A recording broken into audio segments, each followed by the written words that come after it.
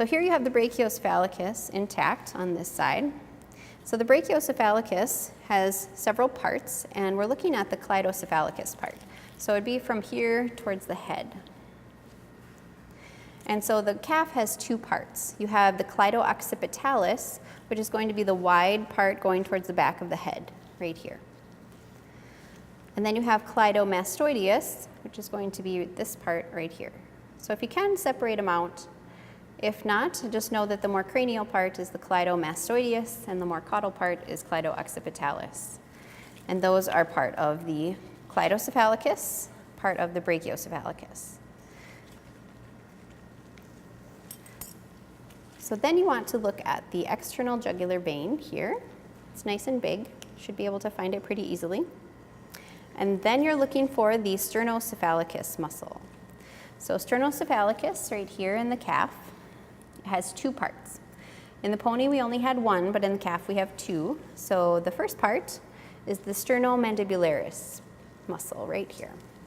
So sternomandibularis, and then we have sternomastoideus. This is the other part in the calf. So sternocephalicus is both parts together, made up of sternomandibularis, sternomastoideus.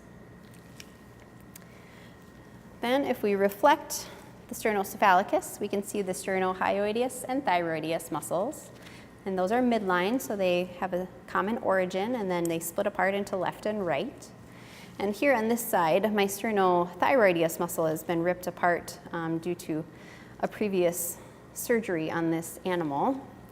So here we have sternohyoideus that will be intact coming up towards the head here. And then my sternothyroideus is kind of broken into pieces right here, but goes slightly off to the lateral side. So sternothyroideus here, sternohyoideus there.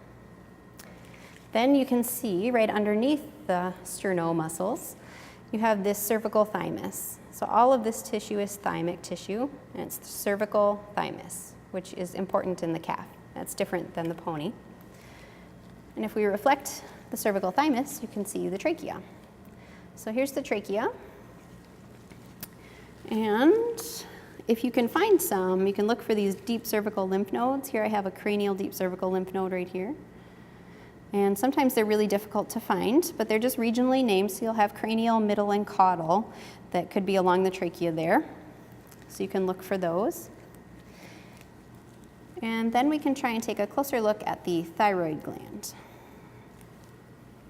Now before I move on to the thyroid gland, I just want to point out here is my carotid, well, it would be my carotid sheath, the fascia surrounding these two structures, but this is the carotid artery, so right common carotid artery. And then we have the vagosympathetic nerve trunk, so right vagosympathetic trunk on this side, running right alongside your carotid artery. These were pretty deep down in there. They can be hard to get to sometimes in the calf with all of this cervical thymus in the way. And now we'll just move up towards the head here and try and take a look. So you had that deep cervical lymph node, this little guy right here. And then cranial to that, if I push these apart, you can see this little piece of the thyroid gland. So we're just seeing part of it, but it's right there. That darker colored tissue is the thyroid gland.